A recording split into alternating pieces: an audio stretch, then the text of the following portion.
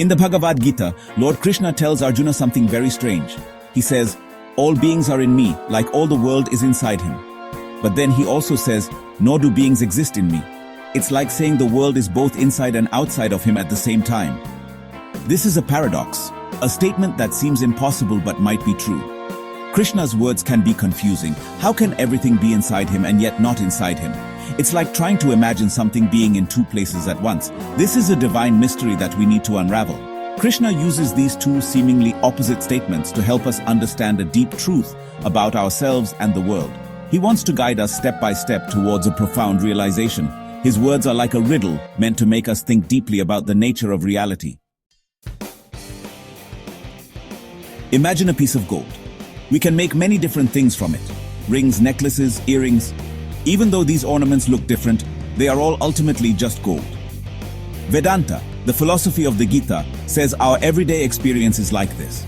We think we are separate individuals living in a separate world. We see ourselves as different from others and the world as something outside of us. This is the first step in understanding Krishna's paradox. We believe the world is real and solid, and we are just small parts of it. We feel separate from everything and everyone around us. This sense of separation is the root of our suffering. Now imagine the ocean. On the surface we see many waves, big and small. But are the waves separate from the ocean? No, they are the ocean itself, just taking different shapes. Vedanta says that we are like the waves, and God or Brahman is like the ocean. We are not separate from God, just like the waves are not separate from the ocean. We are all part of the same reality. This is the second step. We begin to realize that our true nature is not separate from the divine. Just as the wave cannot exist without the ocean, we cannot exist without Brahman. We are a part of something much bigger than ourselves. Think about when you dream. In the dream, everything feels real. You experience emotions, sensations, and even a sense of self. But when you wake up, you realize it was all just a dream. Vedanta says that the world is like a dream in the mind of God. It's not that the world is unreal, but it's not ultimately real either. It exists in Brahman, just like our dreams exist in our minds. This is the final step. We understand that both the idea of the world being in God and God being in the world are just concepts. The ultimate reality is beyond both these ideas. It is the state of pure consciousness, where there is no separation between the dreamer, the dream, and the act of dreaming. Krishna uses these two seemingly contradictory statements as a teaching tool. He knows that most people start by believing in the reality of the world, so he meets us where we are. He first tells us that everything is in him to help us see beyond our limited sense of self. Then he tells us that nothing truly exists in him, to help us realize the ultimate truth of non-duality. His words are like a staircase, leading us step by step towards a higher understanding. He doesn't want us to get stuck on any one idea, but to use his words as a guide to experience the truth for ourselves. Interestingly, a similar idea exists in Tibetan Buddhism. They talk about two truths, relative truth and ultimate truth. The relative truth is the world we see and experience every day. It feels real to us.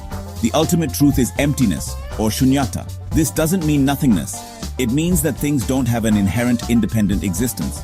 Just like Krishna's paradox, the two truths in Buddhism help us to understand that our everyday experience is not the whole story. There's a deeper reality beyond our senses and our thoughts. This knowledge isn't just a philosophy, it's a way of life. Understanding Krishna's paradox can bring us peace and freedom. Here's how. Shift your identity. Remember that you are not just this body and mind, you are part of something much bigger. Act without attachment. When you know the world is like a dream, you can act with detachment. Do your best, but don't be attached to the results. Find freedom from fear. When you realize you are one with the divine, fear starts to disappear. You are always safe and loved. Living with this awareness can help us navigate the ups and downs of life with more grace and ease. We can find true freedom and happiness when we understand our place in the grand scheme of things. The world is a grand play, a divine dance of consciousness. We are all actors on this stage, playing different roles. Remember, the play is happening within the mind of God. Don't be afraid of the world, of success or failure. Play your role with joy and enthusiasm, knowing that you are always safe and loved. Live freely, with an open heart, and embrace the beauty of this cosmic dance. The true essence of life is to realize our unity with the divine and to live with that understanding. When we recognize the world as a divine play, we are free to experience the fullness of life without fear or attachment.